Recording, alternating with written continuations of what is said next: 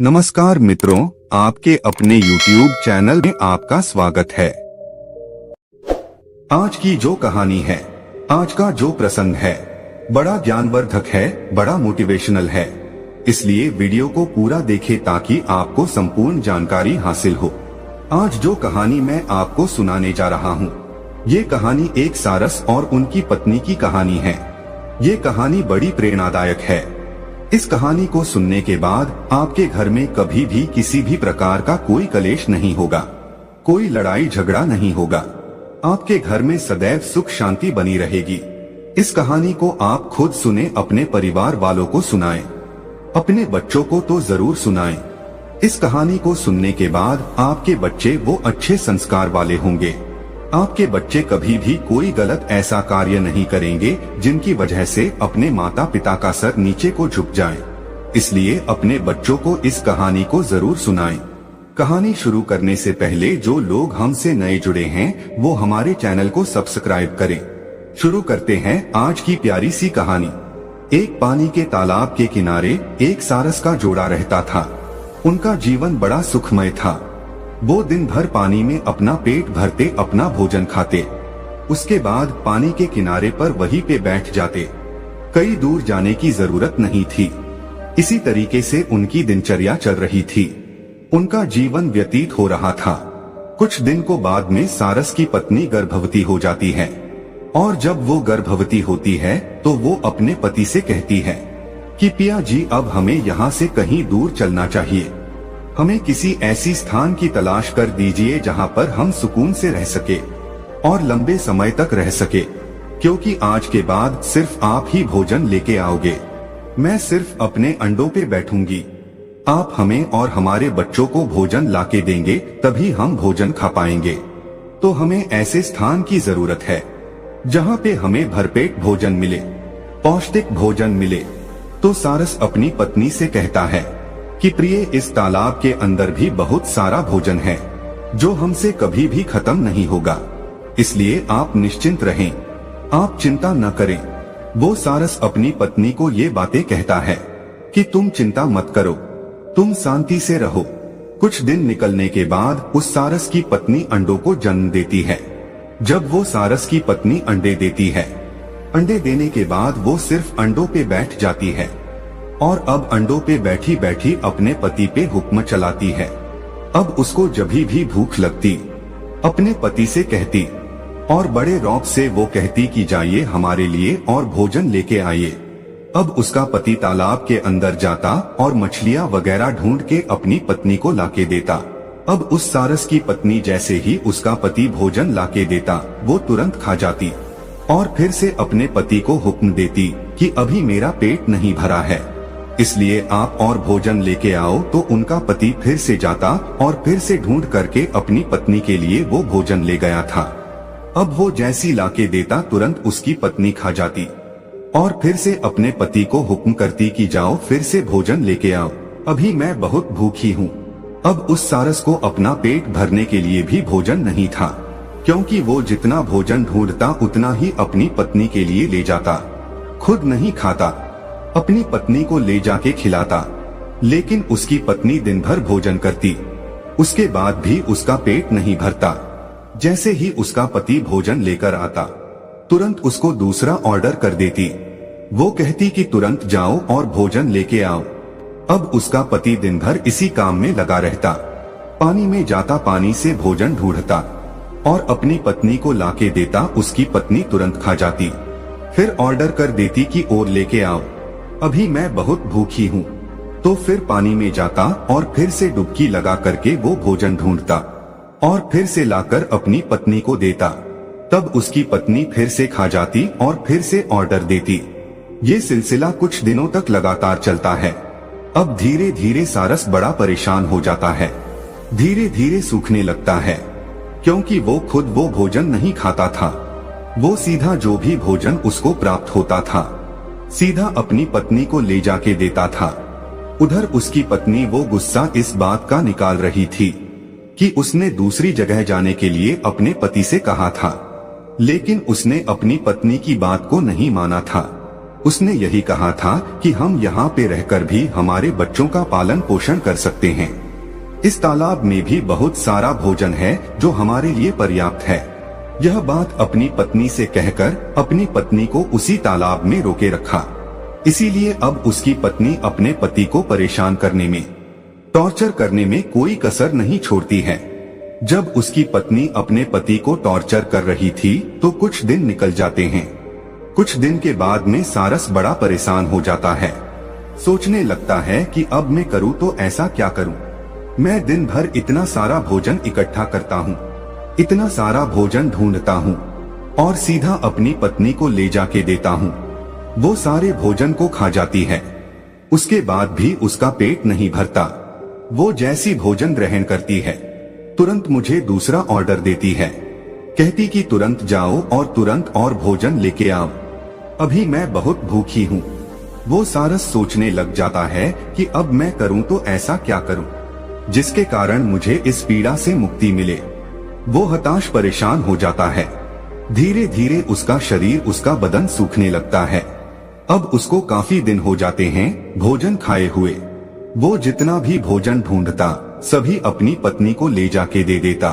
खुद भूखा प्यासा रहकर भी दिन भर पानी में भोजन की तलाश करता और जो भी भोजन उसको प्राप्त होता उसको तुरंत अपनी पत्नी को ले जाके देता। इसी तरीके से अब वो सारस धीरे धीरे बिल्कुल सूख जाता है।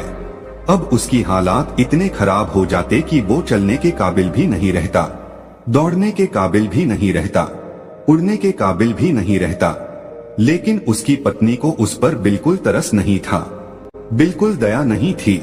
अब तो कुछ दिनों के बाद उसके बच्चे और हो चुके थे, अंडों से बच्चे भी निकल आए थे।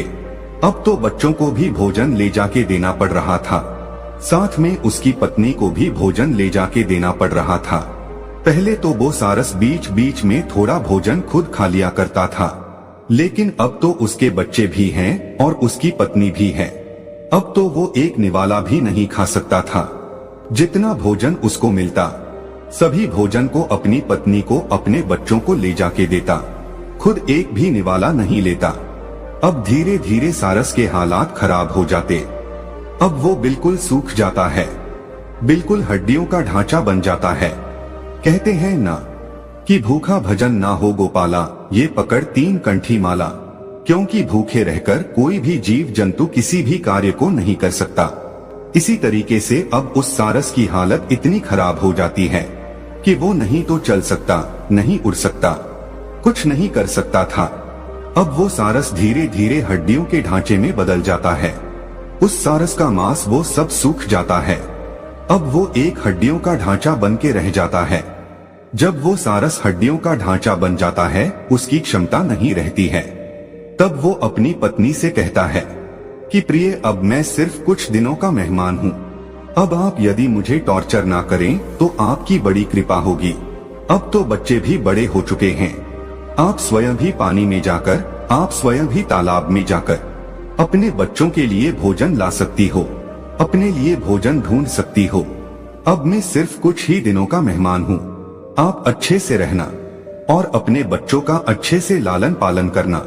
इतनी बात वो सारस अपनी पत्नी से कहता है। तब उसकी पत्नी कहती है, क्या तुम अभी मरने वाले हो? जब तक जीवित हो तब तक तो हमारे लिए कुछ करो। जब अपनी पत्नी की इतनी बात सुनता है तो वो सारस झुरझुर रोने लगता है और परमात्मा से दुआ करता है कि परमात्मा, हे मेरे मालिक, हे मेरे परम पिता, तुम मुझे इस धरती से अभी क्यों नहीं उठा लेता? मुझे किस जन्म की पीड़ा दे रहा है? ऐसी नरक की जिंदगी से तो बेहतर है कि मुझे मृत्यु आ जाए। अब वो सारस अपने परमात्मा से दुआ करता है, अपने मालिक से दुआ करता है और कहता है, मेरे मालिक, या तो तू मुझे उठा ले या इस नरक से मुझे मुक्ति दे। इतनी बात कहने के बाद अब वो सारस अपनी पत्नी से बात करना बंद कर देता है और मौन हो जाता है और ईश्वर का ध्यान करने बैठ जाता है। ईश्वर का ध्यान करते हुए कुछ समय उसको निकल जाता है। अब वो एक ही प्रण बना लेता है, ना ही वो कुछ भोजन ग्रहण करता है, ना ही पानी पीता है। अब वो सिर्फ भगवान का ध्यान करने के लिए बैठ जाता है। उसने ये वचन लिया, ये प्रण लिया कि मैं जब तक भगवान का भजन करूंगा तब तक या तो ईश्वर मेरे सामने नहीं आ जाते या फिर मेरे शरीर से प्राण नहीं निकल जाते, तब तक मैं भूखा प्यासा रहकर ही भगवान का भजन करूंगा। यही प्रण लेकर अब वो सारस भगवान की भक्ति करने के लिए बैठ जाता है। उधर उस सारस की पत्नी अपने बच्चों को लेकर और अपने पति को ऐसी दुख पीड़ा की हालत में, ऐसी नाजुक हालत में छोड़कर उस तालाब से चली जाती है और अपने पति को ऐसे संकट में जूझता हुआ छोड़कर निकल जाती है। अब सारस भगवान की भक्ति करता है। कुछ समय निकलने के बाद उसकी भक्ति से श्री हरि विष्णु प्रसन्न होते हैं। श्री हरि विष्णु उस सारस के समक्ष जाकर प्रकट होते हैं और उस सारस को वरदान देते हैं और कहते कि मांगो, तुम्हें क्या मांगना है। जब सारस श्री हरि विष्णु से कहता है कि प्रभु मुझे मेरी पत्नी का साथ दे दीजिए, वो सारस तब भी यही मांगता है, उसको और कुछ सूझता ही नहीं है। वो सिर्फ यही मांग पाता है कि मुझे मेरी पत्नी का साथ दे दीजिए। तो श्री हरि विष्णु कहते हैं कि तथास्तु, ऐसा ही होगा। वो सारस मांगना तो कुछ और चाहता था, लेकिन उसके मुख से यही निकलता है कि प्रभु मुझे मेरी पत्नी का सहारा दे दीजिए, मेरी पत्नी का साथ दे दीजिए। श्री हरि विष्णु ये आशीर्वाद देते हैं कि तथास्तु, ऐसा ही होगा।